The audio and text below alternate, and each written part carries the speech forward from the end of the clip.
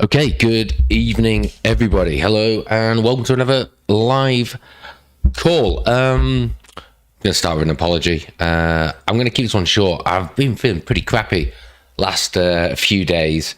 I went for a run on Friday, like 28k, I don't know, 18-ish miles, depending if you want to do Imperial. And then ever since then, I don't know, felt like I've really come down with, I won't quite call it the flu, because if it was raining £50 notes, I would get out of bed. But been pretty bad. So the voice is going, the chest hurts like hell, and I've got a bit of a stonking headache.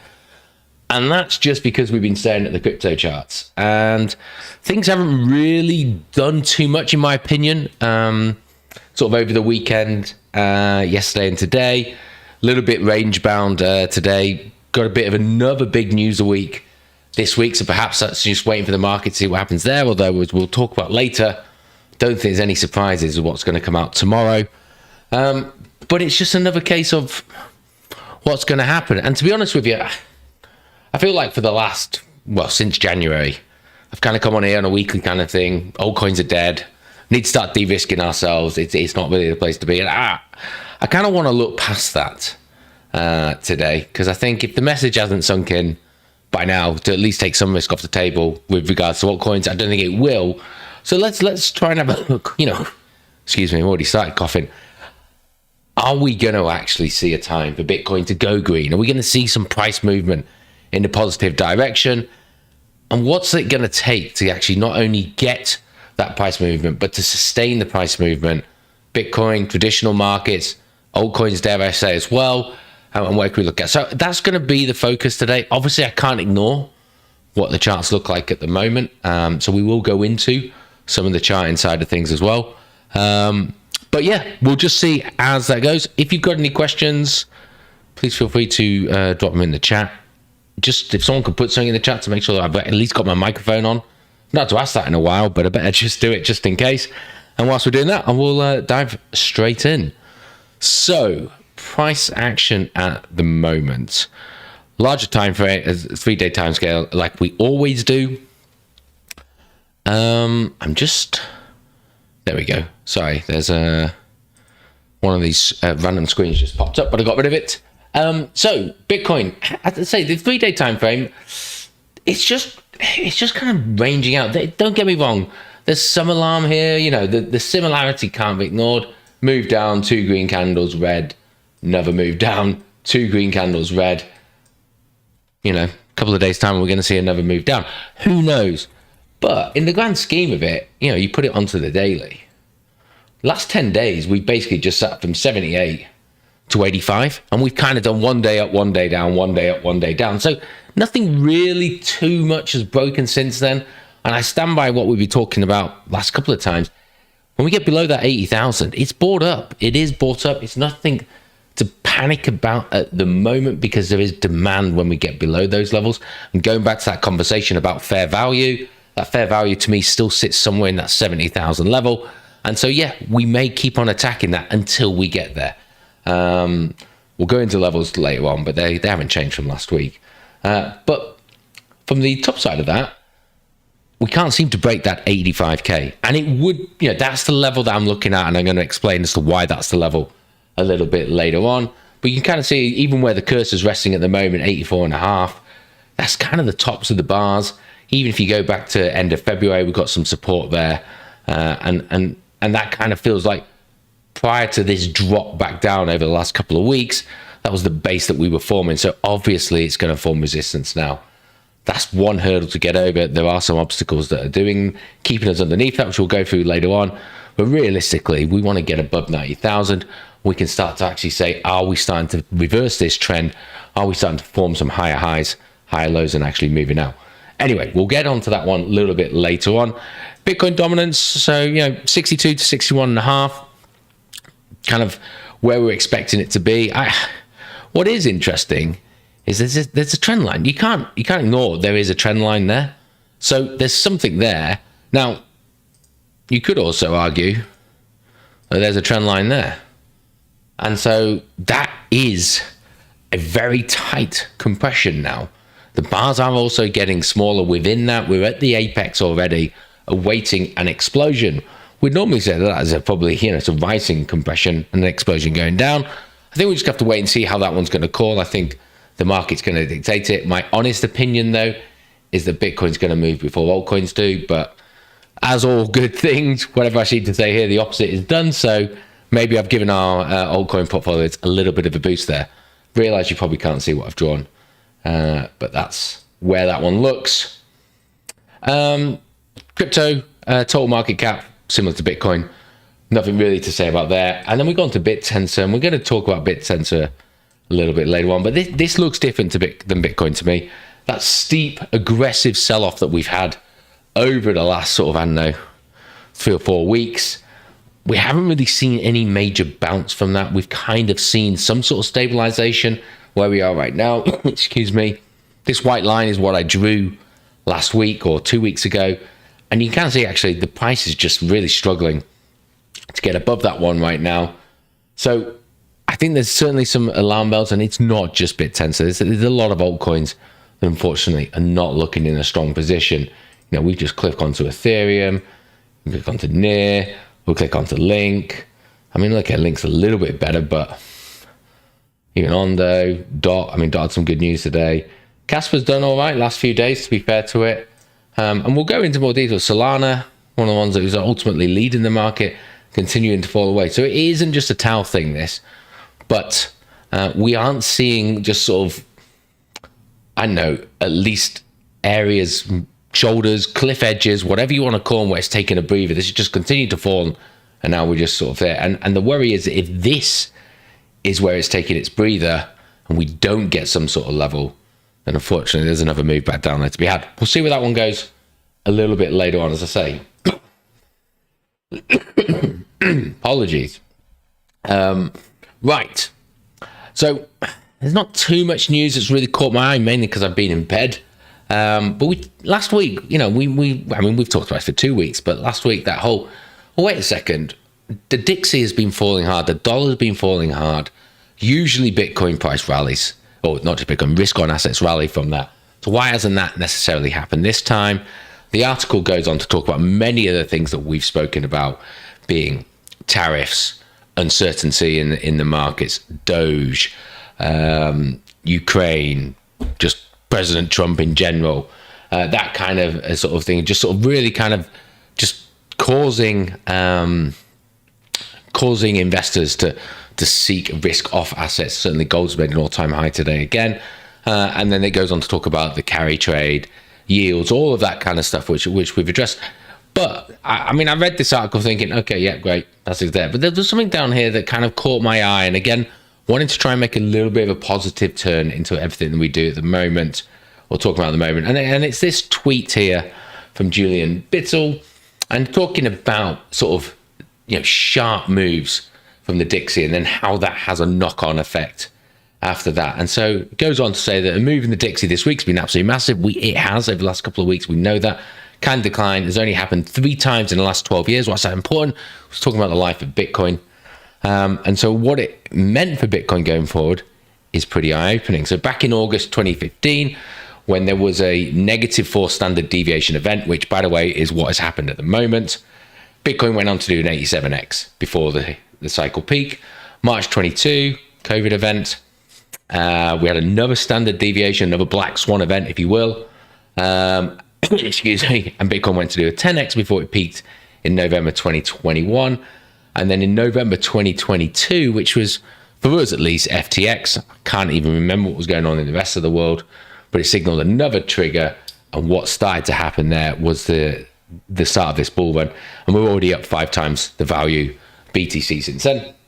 We've just printed another one right now. And so they're kind of saying that actually, financial conditions right now are starting to ease into a position in which we should start to see a return to risk on.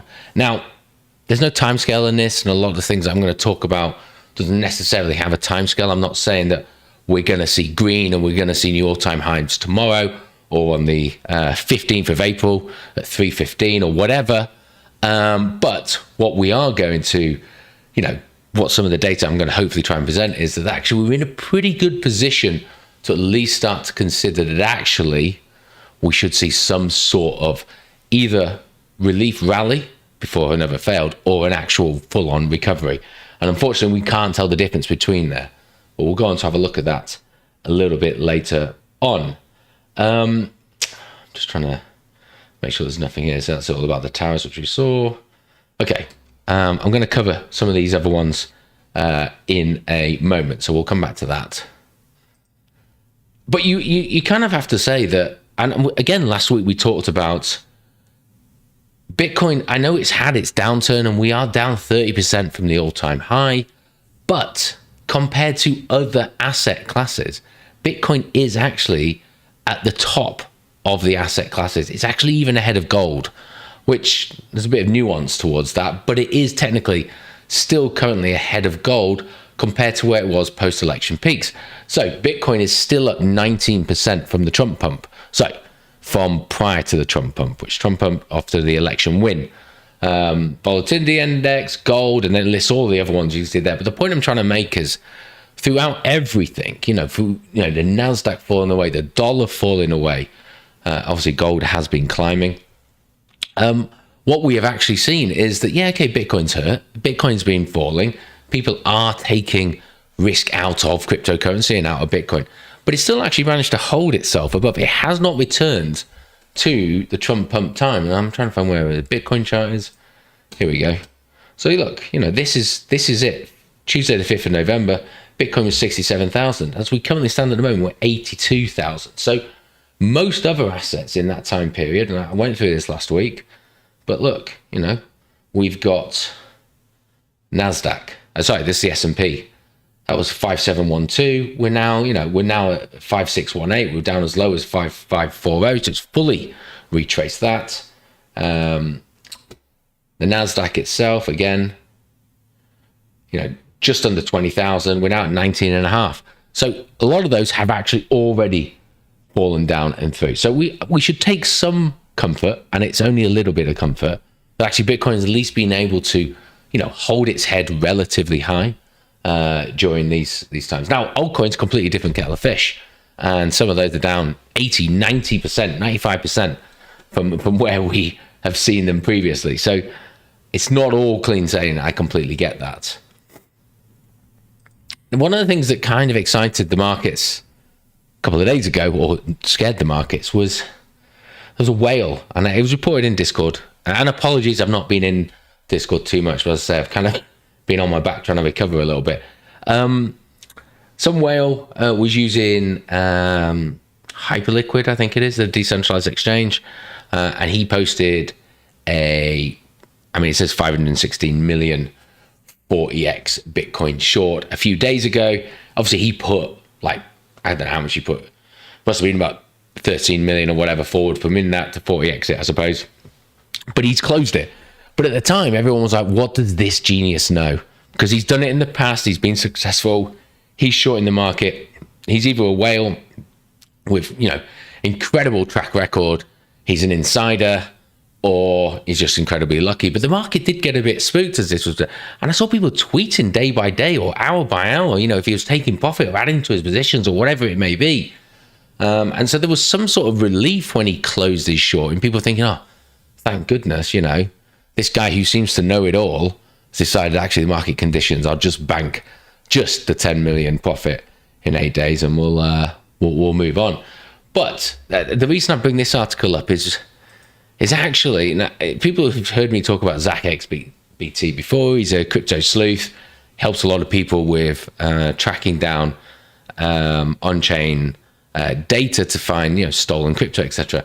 He's kind of said, look, this whale, this KOL, whatever you want to consider him, he's actually just a cyber gang. These are yes, they've got large amounts of money to play with, but it's because they've stolen it. It's ill-gotten gains.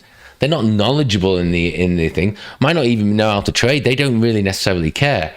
But people reporting on this person like they were some sort of messiah, crypto messiah, and we should look to either follow or hedge against them. And I think it had to do ultimately with the state of where we are in the market. We are all lost at sea right now.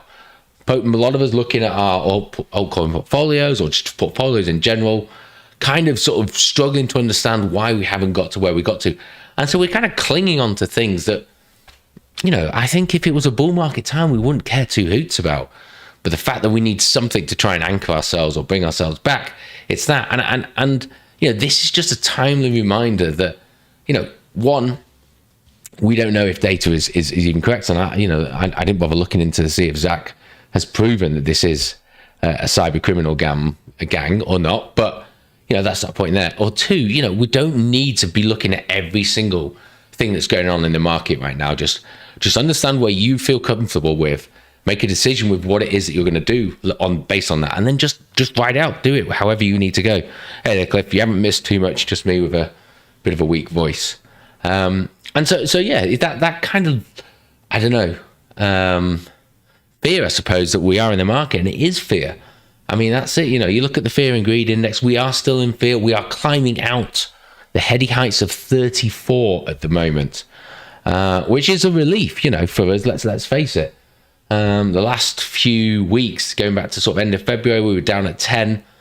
And I mean, I'm not suggesting that we need to chart this, but we are, higher highs and higher lows, climbing out of it.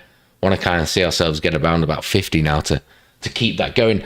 And it doesn't necessarily mean that the market's turned around. We may just be getting used to the fact that we're down here, which is just, giving us that resentment. But typically, as we said a few weeks ago, buying in at times of extreme fear is generally a good time to buy. And this, unfortunately, we have to wait to see whether or not we're right there. And we're never going to be right 100% of the times. But buying in extreme fear is, as long as you've got a long enough horizon, is always, not always, it's usually a good time to buy. Canary in the coal mines with our Bitcoin ETFs. Now, I was worried because I hadn't looked at this in a few days, and I thought it's going to be 100% red by now. But actually, BlackRock and others have been buying Friday and yesterday. So the markets are starting potentially to decide, you know what, we've seen that the NASDAQ has fallen away. We've seen we're going risk off. We've seen that across the ETFs within the Bitcoin ETFs.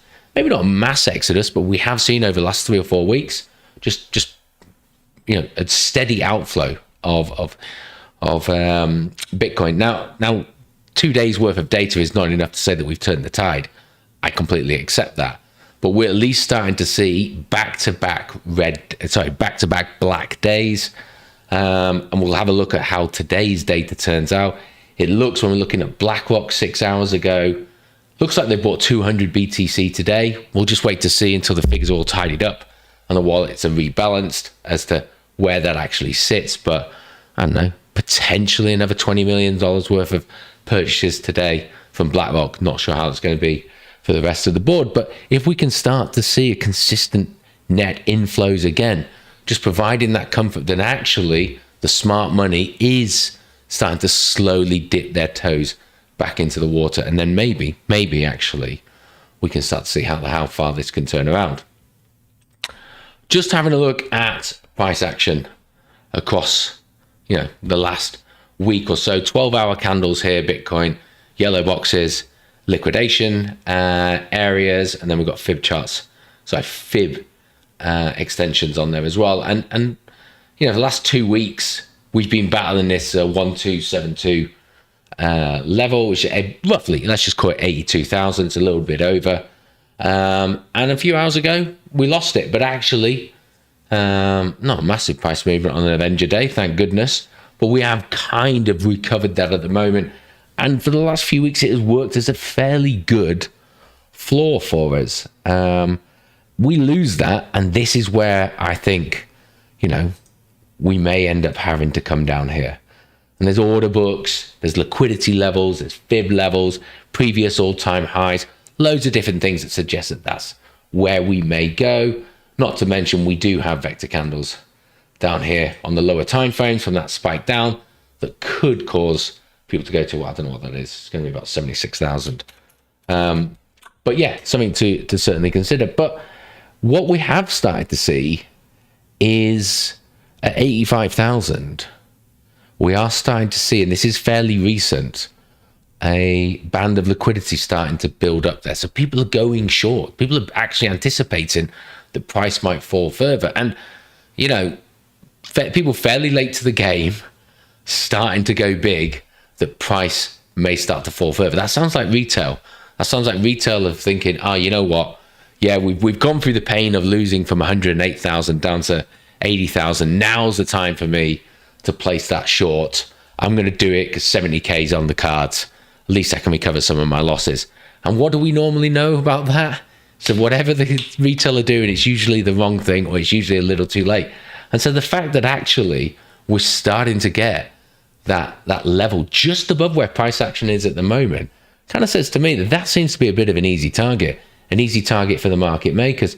And there's a level at 85,000, which we're going to talk about later, that actually if the market makers do decide to take it up to there, and then we can stay above that level, we may actually start to see ourselves being able to climb in and away from that one. So, you know, first bit of positive-ish news, it seems to be that it's very close to current price action, decent amount of liquidity starting to build up. That's not usually market makers doing that. That's retail. Market makers like to hunt retail. So maybe we are entitled to a little bit of green in the near future. But this is the chart, if you will, that I want to talk about. A lot of information on this chart. I'm going to break it down slowly, piece by piece. But the point that I'm just trying to show with all of these, we've got price action at the top. We've got the crypto fear and greed index. We've got the MACD, which I don't really talk about, but I've thrown it on there. RSI and the MFI. So the RSI relative strength index, the MFI, the money flow index, which is the RSI, but with volume on top of that. And we've got MACD, which is moving averages, and then the crypto fear and greed index. And this isn't just related, excuse me, to Bitcoin, as we'll have a look at traditional markets as well. But the point that I'm trying to make, and sorry, I should say that we are on the weekly time frame. The point that I'm just trying to make with this is that actually what we're seeing is that indicators I don't want to say oversold, because they're not necessarily oversold on the weekly time frame. We go on the lower time frames, they massively are. But they are in a downward trajectory, in a position in which when they've been at those levels, we'll have a look at these in more detail in a moment, one of two things has happened. We've either seen a short-term bounce or a full-on recovery, that's the one, or we're in a bear market and the price is going to go down, and it's going to continue to go down. And I'm not ready to wave the white flag to say that we're in the bear market yet. I'm looking at this as might not be tomorrow, might not be the day after even, but we're getting to a point where the markets are getting oversold, traditional markets as well. And whether it's a relief or a full-on recovery, I am expecting some form of green to come across the board. Now, let's just I'll see how much we can do on this chart without moving it across. I'm not sure it's probably worth it. I think we'll go on to the small ones, but just to throw on the S&P as well, you know, similar kind of things, fear and greed. I mean, that's crypto, so it's not going to change. MACD's kind of trending down. Again, it's on the weekly. On the RSI, we're below the 50 on the weekly, which, trust me, it's a pretty big level. You know, previously sort of like the 52 to 55. When we've hit that, we've bounced from it. And then on the money flow, we are pretty much down on the flow. So it is across those. And I'll come across some of those in a bit more detail when we zoom in. But let's go back to Bitcoin on there. We should have a look at the fear and greed. Now, outside of bear markets, fear and greed in a bull market, and we are still in a bull market. Let's look at it from a technical point of view. We're still above the 50 EMA on the weekly. Excuse me. We haven't lost the previous all-time high, and we are still in an uptrend. You know, we are still making higher highs and higher lows, and until we make those consecutive lower lows and lower highs, we are still in a bull market, in my opinion. So when we get into that extreme fear in a bull market, that has usually led to an ideal buying opportunity to load back up. So we'll go back to, I can't remember shrinking it all the way down, but we'll go back to March 2020 in there. Nice move back up. We had the big correction in April of 21, back down into this. Then we had that next move back up, went into a bear market, and we stayed in extreme fear for some time. And if we look at the two prior occasions, maybe three, that we've had in this bull market, they've all been around last summer. There are two definitive times we dropped down to 25, which are the ones we want to have a look at. And we've made, strong moves from them. Okay, they didn't always last, and I'm not suggesting that they will last. But they did make strong moves from price action out of those. And then we actually had that second occasion, which was sort of September, which led us into the election and then into that Trump rally. And where do we find ourselves now? We find ourselves last week back in extreme fear on the weekly time frame. And so, yes, we have moved out. It's a lagging indicator rather than to the second. So on its own, I wouldn't say that this is right. That's it. Sell it, buy everything back in and off we go. But it's a good indicator that we've been down here before. And trust me, you if you do scroll back to its inception, you'll see that it also happens, down there. But it is definitely just looking at. But nothing new there, because we talked about that a couple of weeks ago when we did drop down to 10. We move on to the next one, which is the MACD. And again, not one that we always talk about. And on the weekly time frame, it's difficult, this one, because this one is suggesting that we do have a bit more room to fall. And the MACD, whenever I've always looked at the MACD, I'll be honest, I'm wanting to see the blue cross back over on the orange. But when we drop it down to the lower time frames, and now you can't see it because I need to stretch it out a little bit more, so you have to bear with me. We've had that strong move back down. We are bottoming here for the last few days, and we are starting to see that cross back over. And so there's potential there that actually we're going to have a move back up. Now, again, I accept on its own, certainly not enough information. This, with the crypto fear and greed, not enough information for you to make any decision. But it's an indicator that people like to use that just gives you a feeling of where the market is, where the momentum currently is sitting. And we have been down in the dumps for some time. And so perhaps we are due some form of turnaround. And you take it onto the RSI, and this is on the weekly. And this, again, we have a look at sort of where it's going. Now, weekly time frame, it's not always going to get down into the oversold, just like bullish movement isn't always going to get around into the overbought. So we've got to try and find, where are previous levels that it's turned around and have a look at. And the 50% line, which is, I probably should have just changed middle band. Let's just make that white. A little bit thicker down there. Actually, let's make it yellow. No, yellow's not going to work. Red. Don't know why I'm messing around with this. That 50% line down in the middle is a sort of a good indication of, what has happened when prices got down there. Well, ever since we've been in this bull run, so going all the way back to beginning of 2023, we've come down, we've hit it. So if you remember, in the early part of 2023, we had the banking crisis. We came back down, we hit it, and we were able to bounce off it hard. We've come back down, bounced off it again, came back down. Okay, we stayed under it for a little bit, but then we led to a big bounce across. Then we had the summer kind of low last year where we hit it a few times. We saw those bounces each time within it, and then we've shot off again. And this is where we find ourselves now. And okay, we have breached down below it. I get it. But once we get down to this level on the weekly, if we're in a bull market, we usually see that we actually start to bounce from these kind of levels. So that's where I'm sort of thinking. You're starting to build a pitch now. Wait a second, there's three things there that is suggesting that actually maybe we could be considering ourselves to be in a period, short term as it may be, because as I said, over the summer we hit that level 3 or 4 times. It took us 9 months to get out of it, but we did see large drops followed by large recoveries. And then the money flow index is not going to tell us any different story, because it is the RSI, it just has volume with it. But instead of the 50, you could argue that actually that level is more in and around 33 down here.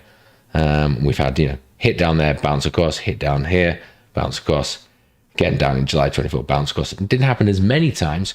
It does when you account to the 50, but if you want to have a look at sort of a more steady level. So suddenly building all of those levels on top of each other, we start to get a picture that actually we do see, sentiment is in the gutter. Fear is recovering, I accept, but it's still pretty low considering where we are in a bull market. There's oversold tendencies across the board on pretty high time frames, on major indicators. And just generally price action has been dropping down consistently red for days on end. And so, yeah, I think there is now a genuine, I don't say shout that actually we are likely to see some green. The problem being, though, is can we sustain whatever that green may be? Can we actually get above key levels, 85, 90,000, 95,000, and actually start to re-challenge six figures again, etc., and start to justify where it is? Or is it more just a move up to 88, 99,000, 90,000 before recovering back down? And this again on the S&P, just to sort of re-emphasize, excuse me, that point that we were making there. But on the S&P, because it has fallen further than Bitcoin, and I still stand by that actually Bitcoin is not really going to make a significant recovery until the traditional markets do. So what we can actually see here is that the MACD has started to potentially bottom. We've gone through that zero line. We've gone all the way down. The blue starting to recover. We want to see the blue overtake the orange. Again, with the RSI down here in the oversold, MFI oversold, and obviously we're going to ignore the crypto fear and greed index. But if you are interested in where the traditional market sentiment is, it's still in extreme fear itself. Let's just do that. And the timeline again, we have been in extreme fear since the 25th February, nearly a month, 3 weeks now have been stuck in extreme fear and greed. So it's there. The NASDAQ, very similar. Gold's playing the argument out, but it's there. Peter Schiff is having a field day today because gold has made a new all-time high, and it is climbing hard, and well done to it. For those of you who have held gold for the last 5 years, you finally maybe doubled your money. But yeah, you credit where credit's due. But this is just another indication to me of just that risk off. People are just going to flights of safety. What's the most traditional flight of safety? Especially when the dollar's falling, we'll go to gold. I mean, I know there's bonds and a few other things, but anyway, that's where that one currently sits. And I don't forget that we talked about all of these news events. So the tariffs one is a little bit sticky because we never know when Donald Trump's going to change his mind. He hasn't mentioned the word tariff in a few days, so maybe he's forgotten about it. We know from major news events he's having conversations with Putin. Probably should be involving Ukraine, but we'll leave that for political discussion at a later time to try and bring about a ceasefire in Ukraine. We've got the Doge effect in terms of sort of starting to see, at least, the Republicans, Trump is putting out the narrative that we're actually starting to see the benefits of that. We're seeing the price of eggs fall for 3 weeks in a row in America. Price of petrol in America, gas, whatever you want to call it over there, consistently falling as well. So there's news events that are, I'm not saying that they are going to turn the market around on their own, but there's positive stuff that is filtering through. And just have a look at last week's, financial news calendar. We had loads of positive news events. And granted, it hasn't really done anything to the market yet, but these may just have time, a time implication to actually turn things around. The JOLTS job openings, okay, much higher than anticipated. Core CPI, down on forecast, down overall. The core PPI, again, down. Unemployment claims, under forecast and under the previous. The consumer sentiment, also down as well. All of these things should have a positive impact on risk on assets. And I accept that they didn't, right then, because there is all, last week we had an absolute merry-go-round with tariffs, but this good news will pick up at some stage, and it will at least encourage people to start reconsidering risk on assets again, if they're not already. And we're just waiting as just dumb retail, for that to start to move the way that we weren't thinking it was going to go because we were too fearful to do it. This week, we've got FOMC. It's tomorrow, okay? It's a 99% chance, that the rate is going to remain the same. So it's going to be incredible if we do get a rate drop. And that will be a massive message to the market. I completely accept that. But given what Powell has got to consider with all of that data from last week, at least the current rate, the current fiscal policies, etc., are working. They're bringing them down. They're trying to get to that target of 2% inflation. Information is suggesting we're getting there. Jobs and all that kind of stuff we're getting under control. And that's what they want, to at least be able to provide the data, or to be able to act on data in which they can bring the interest rates down. Now, prior to the data that came out last week, there was only talks of only 2 rate cuts this year. I think the talk now is we believe there's going to be 3 rate cuts. So, again, at least the data is suggesting that not only are we bringing everything down, actually ahead of where the Fed thought it was going to be, but they'll enable them to actually act a further rate cut within this. And then that's what we need. I thought I had a chart for this one, but that is what we need. If you remember, I did a presentation, a few months back now, at the Cuddle, where we talked about, factors we need to stimulate the market. And some people just say, oh, yeah, interest rates need to be low. We need to have QE. And it's not, history is showing it's not quite as clear cut as that. Yes, we need interest rates to be coming down. Actually, we kind of need the interest rate cuts to have ceased. We've got to whatever level we want to be in. So no, there's nothing further. And then when QE activates from then, that's when we've typically seen historically the markets actually react in a positive manner. So there's no time frame for when these are going to happen. If the rate cut doesn't happen tomorrow, which is unlikely that it's going to, the next opportunity for a rate cut is not going to be till May. We only get 8 of these a year. So it's not in April, it's actually in May. That seems like a fair assessment of when that could be. I mean, looking at the predictions now is, oops, what have we done there? We've gone the dot plot. What's happened there? Let's try that again. So right now, they are suggesting for the next one in May, there's a 17% chance of a 25 basis point rate cut. It's too far away to really give it any credibility, but that is what it is suggesting. I'll get into, I'm almost through some of this, and we'll actually get into some proper charting in a minute. But this article here is, I think, another green flag. And you think, bloody hell, bull cycle is over. It doesn't feel like a very good green flag to me. But actually, 2 things. One, I still stand by dumb retail.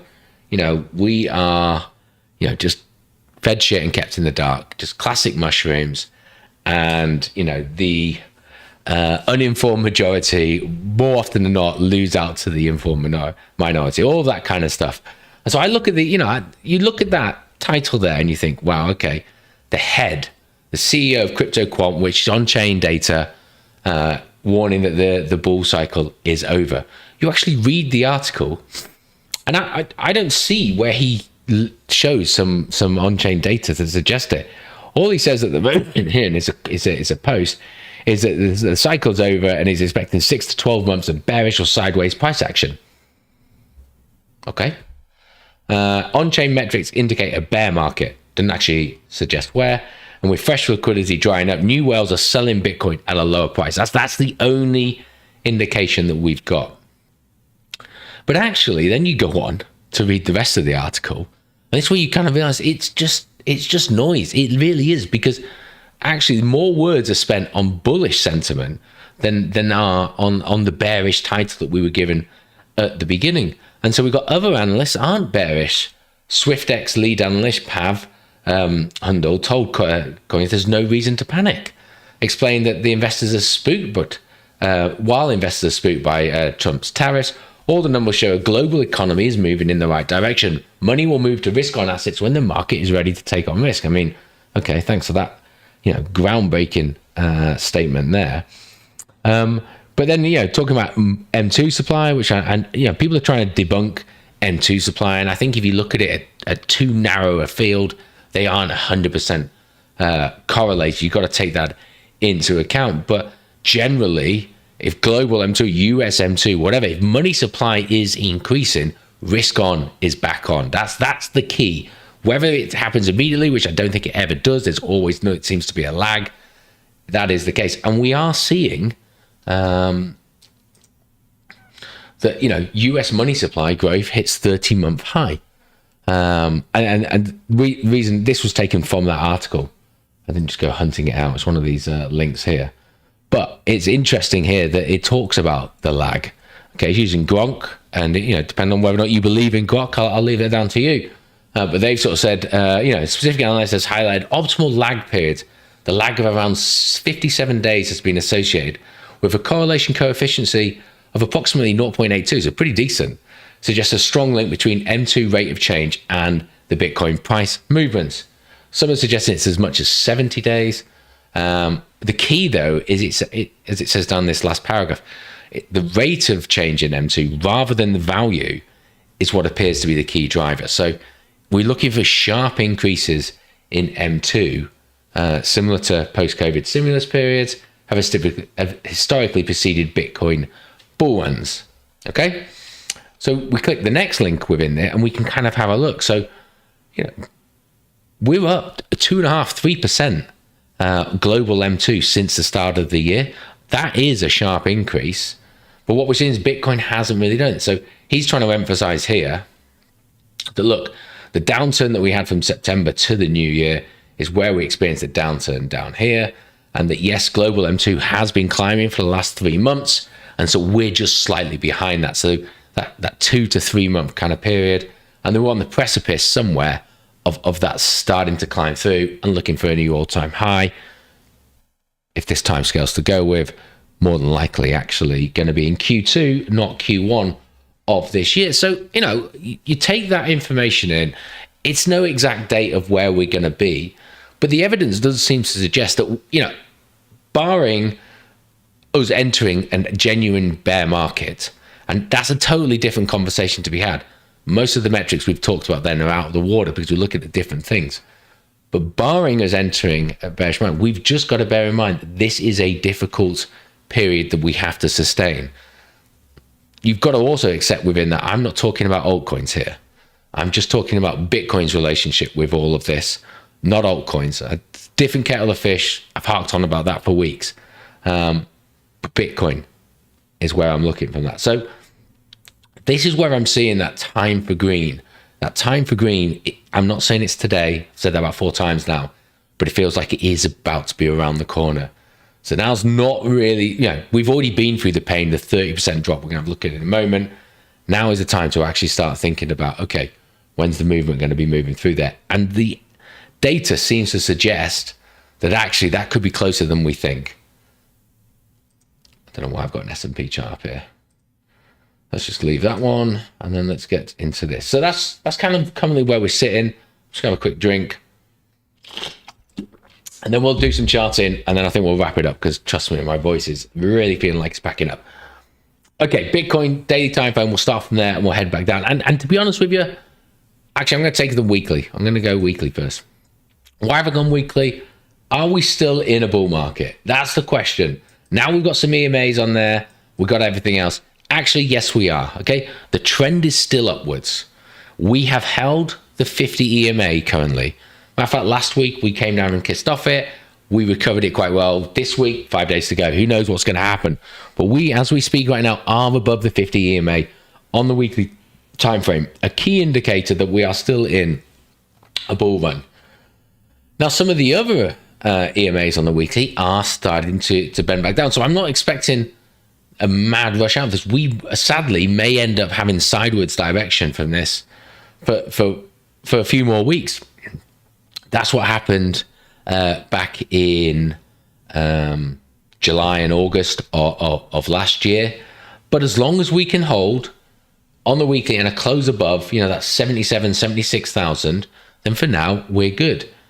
I'm trying to say, in the early days out of the bull market, we did lose it, but you got to remember it's a 50 weeks. So that was not within 50 weeks of us turning this one around. So we just got to bear that in mind there. But once the bull run is established, we don't lose it. And that's, similar there. Of course, we had that pullback, which this is what we're experiencing at the moment, isn't it?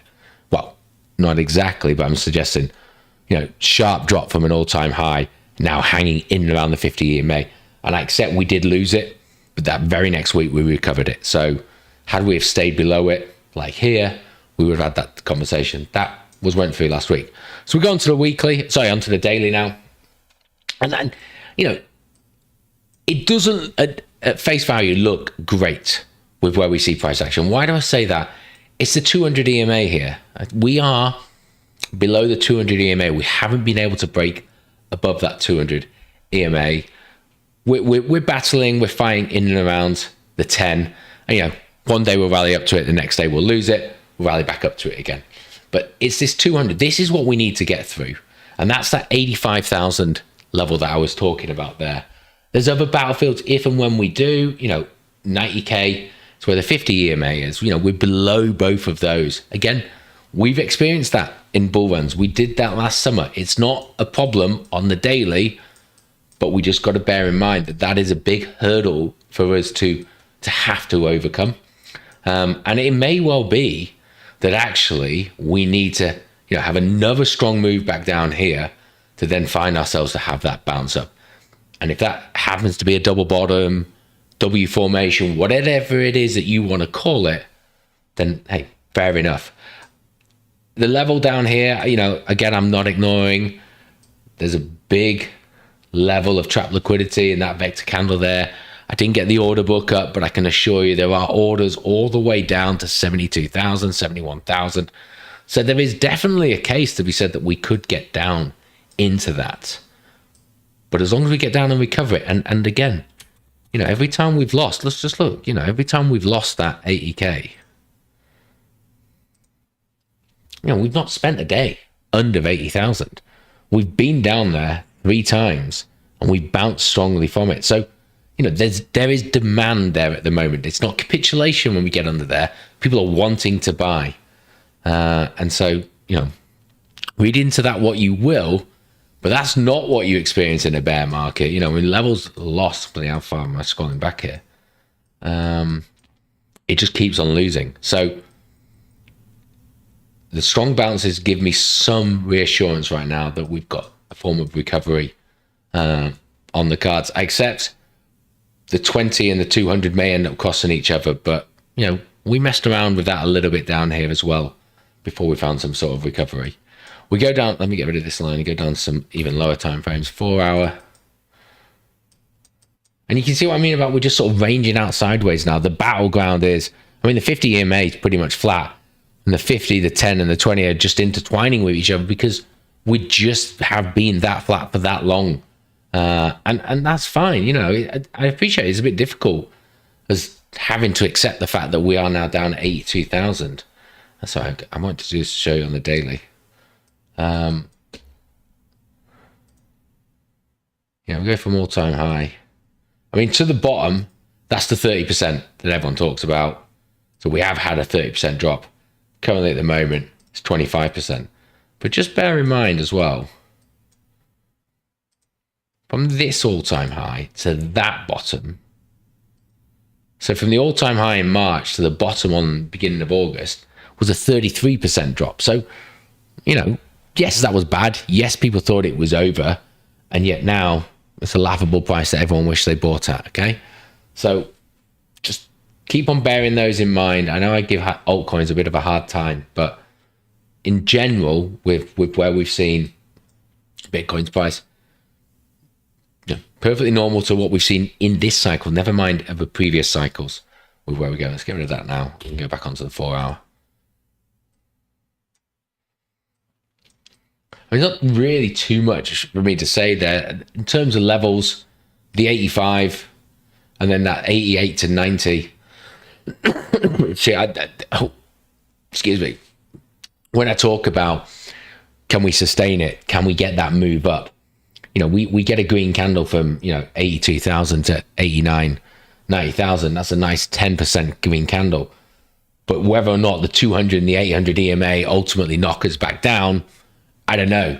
That's not what I'm talking about. That may still look like a good relief rally that can take the RSI up, the MFI up, the MACD up, the fear and greed index up, etc. But we ultimately still get rejected. And so that's why that sort of 88 to 90,000 battleground is still quite important. But for me, really, you're actually looking at the top of this vector candle here, 95,000, getting actually above that. back into this sort of mean price action base support, now resistance, unfortunately, around there, being able to build on that, eating into these vectors, and then we can start to say, actually, we're back on for a recovery. And I still stand by the NASDAQ, I can hardly speak now, the NASDAQ and the S&P 500 are going to play their part in us being able to do that, not to mention some of the other stocks down below. I mean, the hourlies, you know, can you just see, like, look at on the hourly over the last few days, look how many vector candles there are in and around where we are. And yet there's not actually that many vector shadows left because we are ranging. And you know, today's a down day. Tomorrow will probably be an up day or an up and a down day. You know, I expect us to likely clear these vectors in the next 24 hours. Maybe we clear and come straight back down again, especially if Powell doesn't say something the market likes. But it's just ranging. It really does feel like that's all it's doing. Maybe the market is on hold, waiting to see. It's not about what the rate cut's going to be. Maybe it's about what Powell's going to say in terms of the data that he's received. I doubt he's going to let anything out of the bag. My personal opinion, but there it is. Moving on to some of the others. We'll start with Tau. So here it is on the daily. We're at that kind of crucial level still, you know, previous summer, 2024 kind of levels, sort of 220 kind of thing. And, you know, I've circled under my head, but here, sort of like that kind of 160, 170 kind of level for BitTensor. And, you know, that's where I think most of us started to dip our toes in. And if you're like me, you bought at 600 as well, you know, and you bought at 300 and you bought at 200 and you did all of that kind of stuff.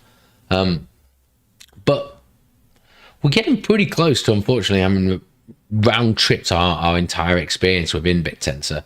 Hopefully, if you stake in everything else, you know, even if you round tripped it, you're still slightly up on that. But it is it is unnerving to look at altcoins. And trust me, I'm going to show you other ones as well. It's not just Tau that effectively we've seen moves up through the last 2 years, only to find ourselves in similar water as to where we were. And we've got to be grateful because, you know, October, it was at 51.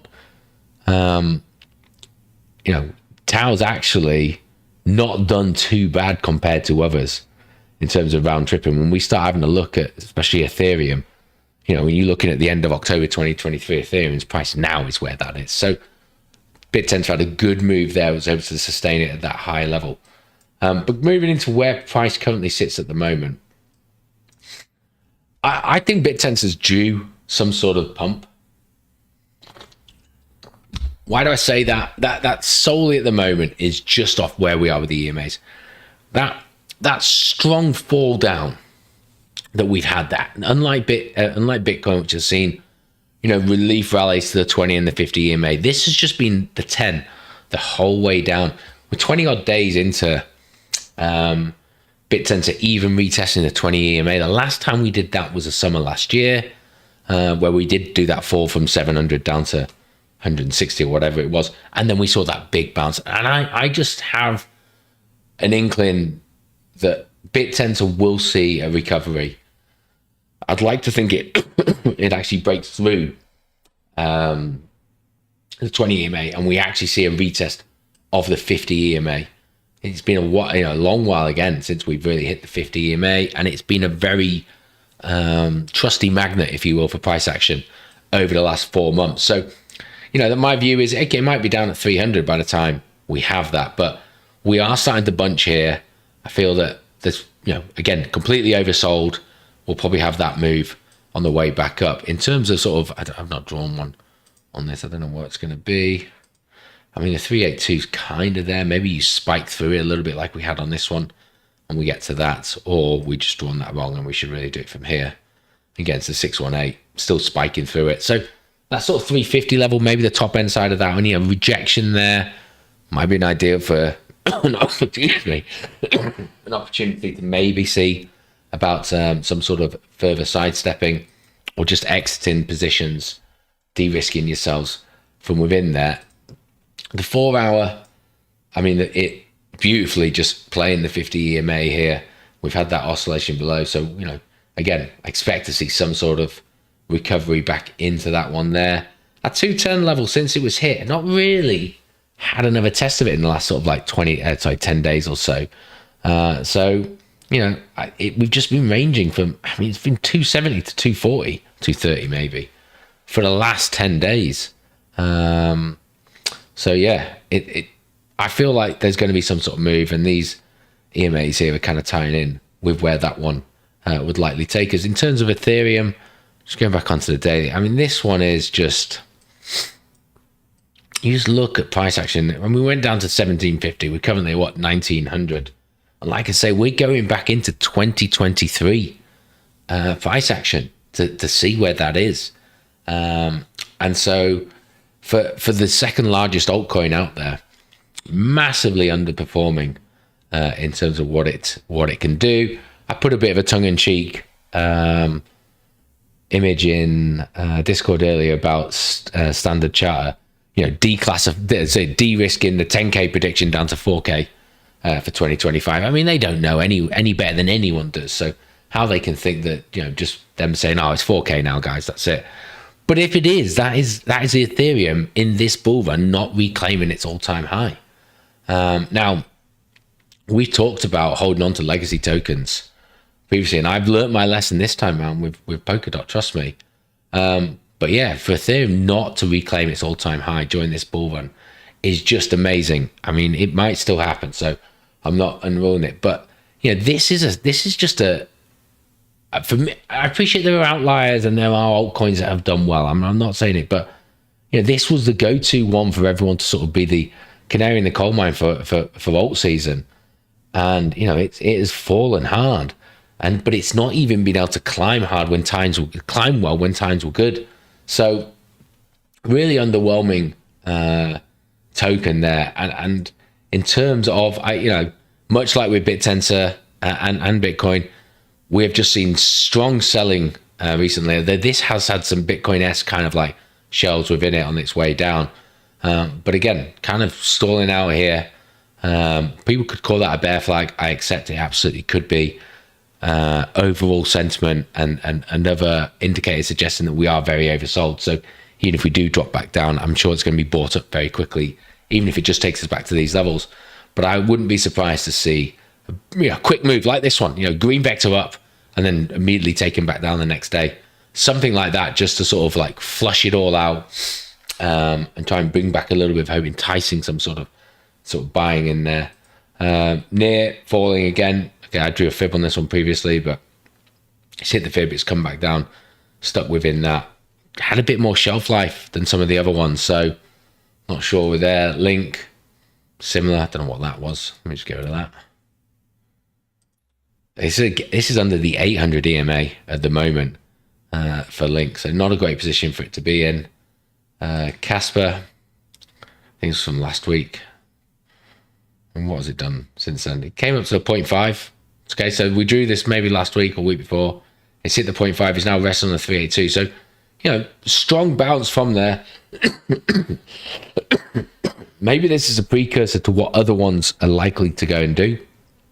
This one has come back to challenge the 20 EMA. Nice strong green vector candle off the base there.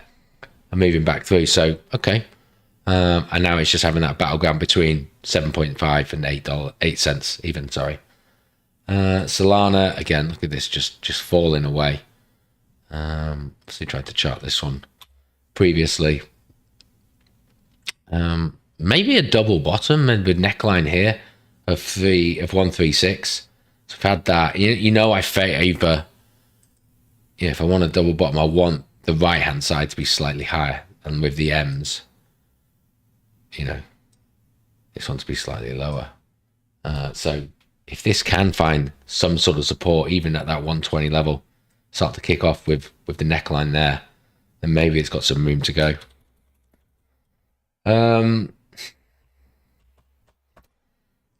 Trump still dying. Melania still dying. It's had some absolutely shady movement last few days though. Look at some of these, just wild. Excuse me. So yeah, it's dead, but it's putting up a fight for those that are trying to short it a little bit. Other than that, I think that's probably it. Sorry, just seen Mark's put. Still got more tariffs on the second vote. Yes, we do. Markets are aware of those. It's just whether or not those tariffs change between now and the 2nd of April. I mean, thank God it wasn't the 1st of April. I think we need to get beyond the event. Yeah, I agree. And unfortunately, most of what I've talked about is there's no time frame on that. It's just a sentiment's kind of in a position which historically has been a good place to buy. So I did buy some more Bitcoin today. That was it. Didn't buy anything else with it. And I'm just, I don't have a breakdown, but I am, I've not sold out of altcoins, but I'm just building up the Bitcoin pot a little bit stronger with sales that I have made. And we'll just see where it goes. And until I get any confirmation that the market's, getting past this limbo or risk off kind of time, I just don't feel that being in altcoins is where I want to have 100% of my portfolio. I mean, they're inherently riskier. That's why we go into them, to get better gains. So when risk is off, they're gonna fall harder.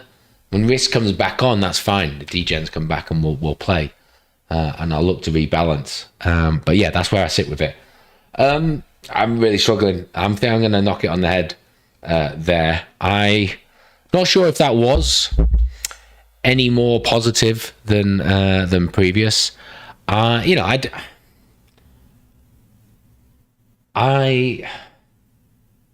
kind of, I'm in that position where I'm not fully out of the market by any stretch of the imagination. I'm wary of the market, but I'm conscious that we have had quite a bit to go. So this is the time, the feeling of when to get back in and have a look at those. So slowly edging back through. For me, I'll always be happy with that. And hell, if it's Bitcoin and we go into a bear market, I'll just keep holding it. That's it. It's absolutely fine. I'll be around. I'll try and make myself a bit more vocal, active in Discord. We've obviously got the trading pub on Thursday as well. And yeah, I'm just, I hate having to say, I'm just hoping that we see it, but I would like to see some of that negative oversold sentiment start to turn around. We want to shock people in a recovery. Don't get too excited if it happens though, because as I say, there's plenty of things that can hold us back. For anyone wanting to de-risk, and we do see some pumps, there's opportunities to do that. Don't be immediately thinking I'll just go 100x long either, because it might not last that long. But just keep an eye on some of those. If you are keeping an eye on the higher time frames, daily and beyond. Right, yeah. Enjoy the rest of your evening, everybody. Hope you're all doing good, and I'll speak to you all soon. Cheers now.